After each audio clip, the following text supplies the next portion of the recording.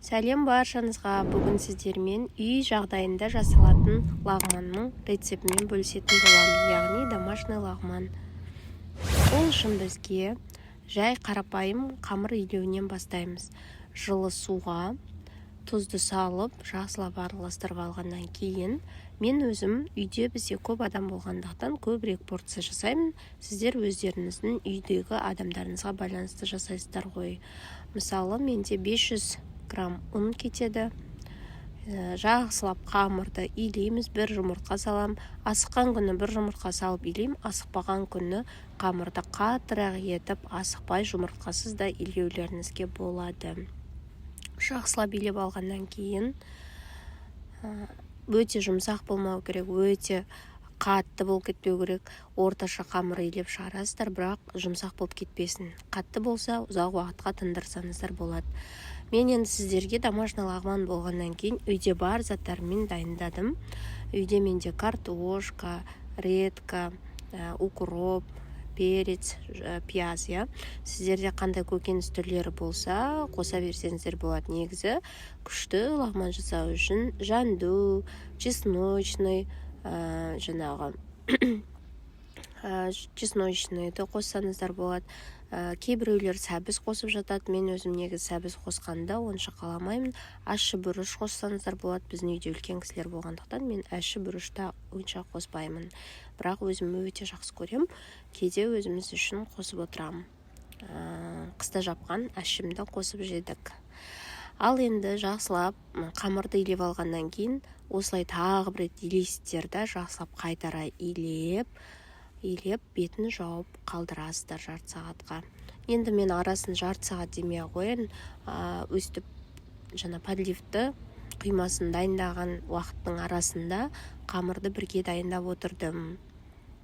Менің каналыма жазылып, лайк басып, комментарий жазуды ұмытпаңыздар, достар. Менің рецептімен міндетті түрде жасаңыздар. Етімізді жақсылап майдалап турап алыңыздар. Негізі мен сүйек қоспаймын, сондықтан сүйекті басқа тамаққа алып қоямын. Етті өстіп майдалап турап алғаннан кейін қамырымды осылай жақсылап видеода көрсетілгенде етіп бөлшектерге бөліп аламыз. Каждый бөлшекті майлап, оның бетін жауып қоясыздар. Арасында ешқандай іртіктер болмайды. Мен видеоны асығыс қалдырыппын, бірақ арасында ешқандай іртік болмайды. Ол иінің қануына байланысты. Қызып тұрған қазанға осылай майдалап туралған еттерімді салғаннан кейін бір чеснокты ашып алдым да, бір чеснокты осылай саламын. Мен негізі кез келген тамаққа ол жерде бір лайфхакмен бөлісіп кетейін. Чеснок саламын, бір тал міндетті түрде қыздар. Сосын қара бұрыш, қызыл бұрышты сеуіп, жақсылап араластырып, бетін жауып қалдырамын жай отта. Енді қамырымызды дайындай бастаймыз. Міне қамырымызды екінші етапта созамыз. Қамырларыңыздың бір тегіс шығуы, шықпауы ол сіздердің қолдарыңыздың икеміне байланысты, және бірдей етіп созуларыңыз. Алақанмен де созбайсыздар, қыздар. Саусақпен алақанның ортасындағы бөлікпен созасыздар. Жылдамдатып созып тастадым.